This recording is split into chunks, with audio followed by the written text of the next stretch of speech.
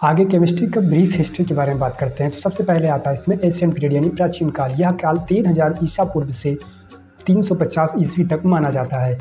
काल में रसायन विज्ञान की प्रथम पुस्तक का निर्माण किया गया यानी प्रथम पुस्तक लिखी गई, जिसके अंदर इजिप्शियन आर्ट यानी कि मिस्र की कलाओं जैसे धातुकर्म, पेंटिंग, किरवन आदि का वर्णन संकलित है। इस काल में रसायन विज्ञान भारत, चीन, मिस्र और यूनान में विकसित हुआ। इस काल में 4 प्रमुख तत्वों पृथ्वी, जल, अग्नि, वायु का सिद्धांत स्थापित किया गया। अगला पीरियड हमारा आता है जिसे बोलते हैं इजिप्शियन पीरियड। इजिप्शियन पीरियड ये 350 ईस्वी से 1500 ईस्वी तक माना जाता है। इस काल में रसायन विज्ञान का सर्वाधिक विकास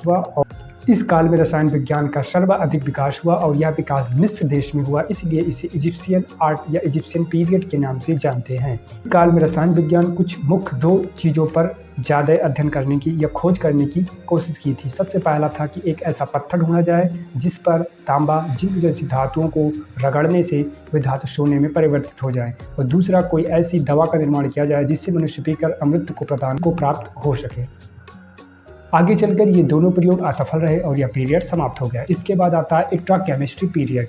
यह पीरियड 1500 ईस्वी से 1650 ईस्वी तक माना जाता है। इस काल में मुख्यतः फोकस रासायनिक चिकित्साओं पर किया गया, यानी चिकित्सा रसायन पर किया गया। इस काल में रॉबर्ट बायल ने कुछ महत्वपूर्ण या मुख्य मात्रात्मक निष्कर्ष प्रतिपादित किए तथा रसायन विज्ञान को एक मुख्य शाखा के रूप में या एक अलग शाखा के रूप में प्रतिपादित। अगला पीरियड आता है द फ्लोजिस्टोन पीरियड। यह पीरियड 1650 ईस्वी से 1744 ईस्वी तक माना जाता है। इस काल में एक अवधारणा प्रतिपादित किया गया कि जब किसी पदार्थ को जलाया जाता है तो उस पदार्थ से कुछ पदार्थ अवमुक्त होता है। मतलब जब हम किसी चीज़ को जलाते हैं तो उसे ख़त्म करने के लिए जलाते हैं, लेकिन इसमें यह बताया गया कि जब किसी पदार्थ को हम जलाते हैं तो उससे कुछ और पदार्थ अवमुक्त होते हैं यानी निकलते हैं, जिस वजह से ये एक विरोधाभास हुआ और इस विरोधाभास के चलते हुए ये पीरियड धीरे धीरे समाप्त हो गया।